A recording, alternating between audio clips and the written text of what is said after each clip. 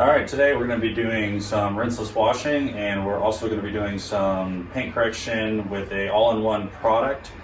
My go-to all-in-one product is 3D Speed, HD Speed. I believe the company was formerly known as HD, currently 3D. This product is amazing. I use it on just about everything, anything from glass, paint, trim, metal trim, not plastic trim, and also use it on headlights to give them a quick buff. It is a wonderful product. I've used it on boats, used it on semis. Recommend this product to anyone. The price point, you cannot beat it. It's cheap, it holds up well, and it performs. And I got another tip here for if you're just starting out in detailing, kind of setting your shop up. One thing you really want to do that I do is I have a basket, and it is customers' stuff. And I always put the key for the client's vehicle back in this box. I don't know how many times it saved me when I've been looking for a key. I know where it's at. I'm not searching around my shop for it when I got 100 things going on. All of their items are in this one spot. If everyone follows that rule, you will save a ton of time in the long run.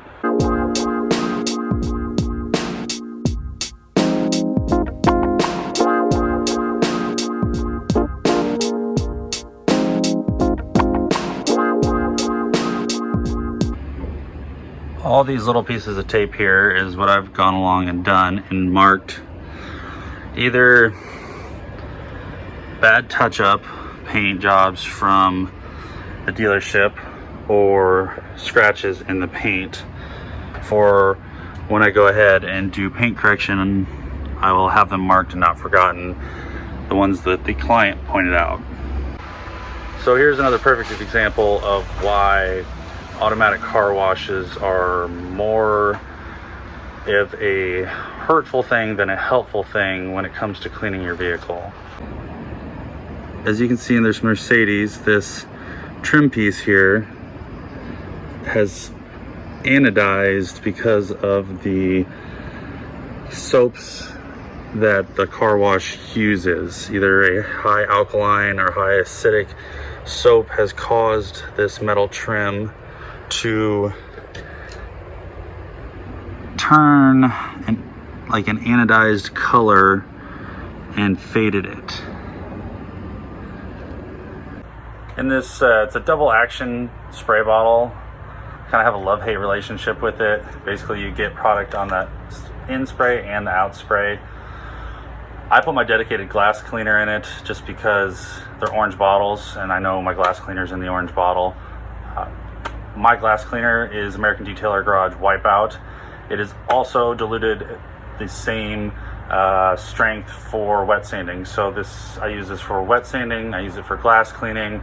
I use a less strength for my rinseless solution. I just have to give a big shout out to American Detailer Garage. They make a wonderful product. I use it so much. The less products I can have on my shelves, the better for me. So if I can buy one product that's extremely versatile, I can use for multiple things: pad prepping, wet sanding, glass cleaning, rinseless washing, so many more options. That saves me money, it saves me time, it saves me space in my shop. Love this product, cannot recommend it enough. So right here I got my 5000 grit sandpaper. I'm gonna wet it.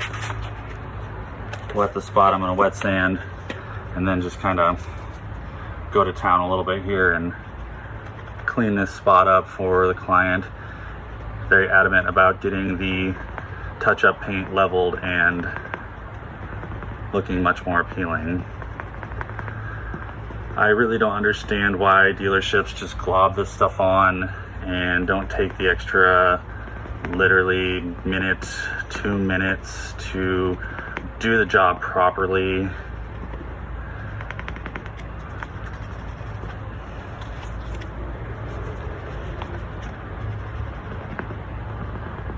When I wet sand, I try to cross hatch. That means straight lines when I'm sanding. So when you use a rotary tool, it is easier to buff out a straight line than it is a swirly line.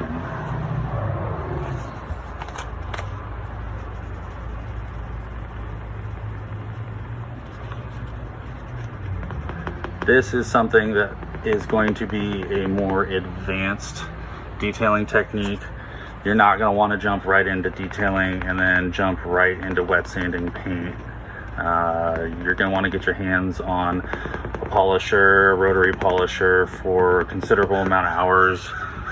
I recommend getting some headlight restoration under your belt. You can sand the hell out of a headlight lens with quite little consequence versus microns of paint.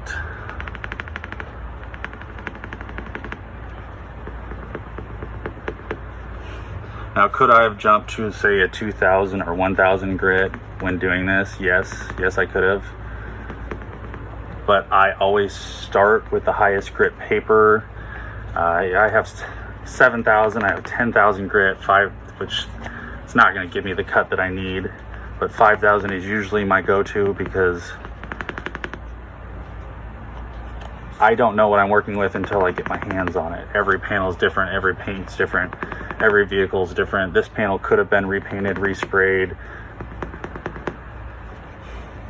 I do have a paint depth meter, so if I'm ever feeling uneasy or looking for signs of resprays, I can hit it with my depth gauge and average it with the other panels and see where I'm at.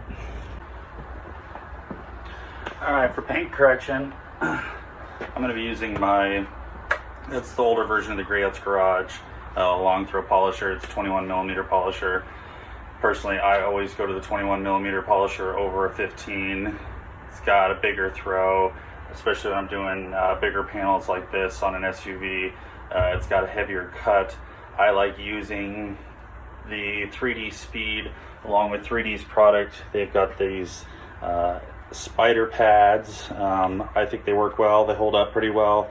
I've used a lot of different stuff. When I was first starting out, I liked a Greyouts Garage, their foam pads, mainly because if I was ever in a pinch, I could run up to AutoZone or Advanced Auto Parts, pick up a pad, and I knew what I was using. It wasn't me trying to relearn something on a different foam or from a different manufacturer. But now I've kind of just stepped up my game a little bit and just bought quite a few of these. I've got them on hand. This is their heavy cut. It's a darker purple option. Works great with 3D Speed. And I will just go ahead and I'll do one pass on this vehicle, see what kind of results I get.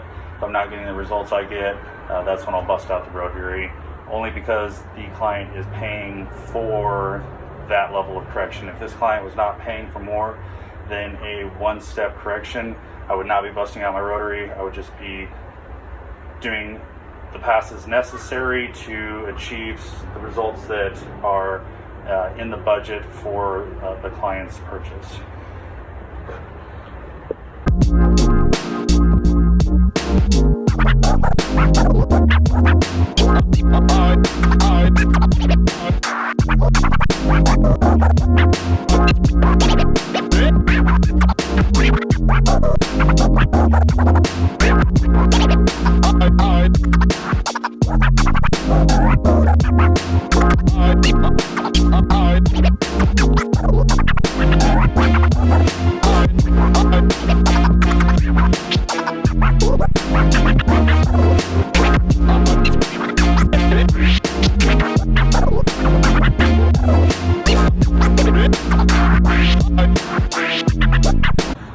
So as you can tell, the condition of this side where it's not buffed is not nearly as nice as this side. This side is nice and clear, no scratches, swirling. So we get over into here, we can start seeing the scratches, the swirling. So upon inspecting this front bumper, so you can see the reflection in this bucket, there is a texture to it. It looks like the texture of an orange. That's what we call orange peel. If you look at this reflection, you don't see that texture in the reflection. This one hasn't been corrected yet, but in this one, you see the texture. This is a resprayed panel. This is something you want to be looking for when doing paint correction. Also, I noticed all these little are called nibs, I think is the proper term for it. And what that is basically dirt, debris, and whatnot in the paint when they were painting it. So they didn't take the time to go back and denib the paint, wet sand it, remove the orange peel, and do this job properly. Most likely it was an insurance job. They put it in, sprayed it, sent it out. It's unfortunate that this is the quality of work that some shops put out, especially on a nice Mercedes like this. So this is something that you should be looking for as a detailer when doing paint correction, learning to do paint correction. And if we kind of go across here, we can see how much more clarity there is in this paint versus the uncorrected paint versus the textured orange peel paint. So I've got another cool little tool here. This tool I use for touch-up for rock chips. Basically, you can take your, this is just from the dealership, paint, and make sure it's got a good shake. Take your paint, and we're going to fill up this little tool with paint. And so in there. Okay. Got that. It comes with like a little poker tool.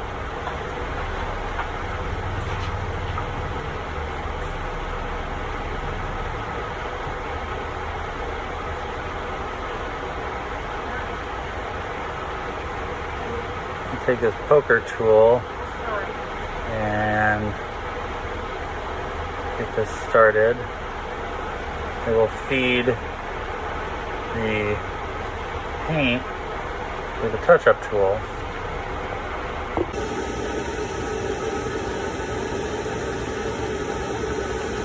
Little spots.